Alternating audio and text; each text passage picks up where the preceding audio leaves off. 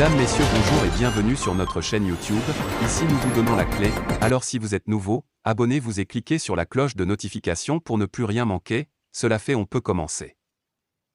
Burkina Faso, situation confuse à Ouagadougou où des tirs ont été entendus. Le signal de la télévision nationale est interrompu. Des soldats burkinabés sont vus déployés à Ouagadougou, la capitale du Burkina Faso, le 30 septembre 2022. Des tirs ont été entendus dans la ville aux premières heures de la journée. De nombreux Burkinabés ont entendu des tirs vendredi 30 septembre 2022 avant l'aube à Ouagadougou, la capitale du Burkina Faso, dans le quartier abritant la présidence et le QG de la junte militaire au pouvoir depuis janvier dernier, et le signal de la télévision nationale a été coupé. J'ai entendu de lourdes détonations vers 4h30. Et là, les routes autour de ma maison sont barrées par des véhicules militaires, a confié l'un d'eux à l'AFP. Vivant près de la présidence, l'origine de ces tirs restait inconnue vendredi matin. Plusieurs axes de la capitale burkinabé étaient bloqués dans la matinée par des militaires, ont constaté des journalistes de l'AFP. Ces militaires sont postés sur les principaux carrefours de la ville, notamment dans le quartier Ouaga 2000, où se situe la présidence et le camp militaire de la junte au pouvoir, mais aussi devant le siège de la télévision nationale, a constaté l'un d'eux.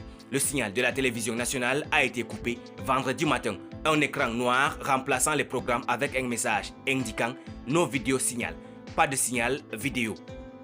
Les attaques djihadistes se multiplient. Le Burkina Faso est dirigé par une junte militaire qui a renversé le président élu Roch-Marc Christian Kaboré. L'homme fort de cette junte, le lieutenant-colonel Paul-Henri Sandaogo Damiba, avait promis de faire de la sécurité sa priorité dans ce pays miné depuis des années par des attaques djihadistes. Mais la situation ne s'est pas améliorée et les attaques meurtrières touchant des dizaines de civils et soldats se sont poursuivies. Cette semaine encore, un convoi qui devrait ravitailler en vivres la ville de Djibo au nord a été attaqué par des djihadistes présumés.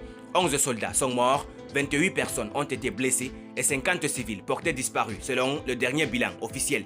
Depuis 2015, les attaques récurrentes de mouvements armés affiliés à Al-Qaïda et au groupe État islamique, principalement dans le nord et l'est du pays, ont fait des milliers de morts et provoqué le déplacement de quelques 2 millions de personnes. Depuis l'an dernier, le Burkina Faso est devenu l'épicentre des violences dans le Sahel, avec plus d'attaques meurtrières qu'au Mali ou au Niger en 2021, selon l'ONG ACLED. Plus de 40% du territoire est hors du contrôle de l'État, selon des chiffres officiels.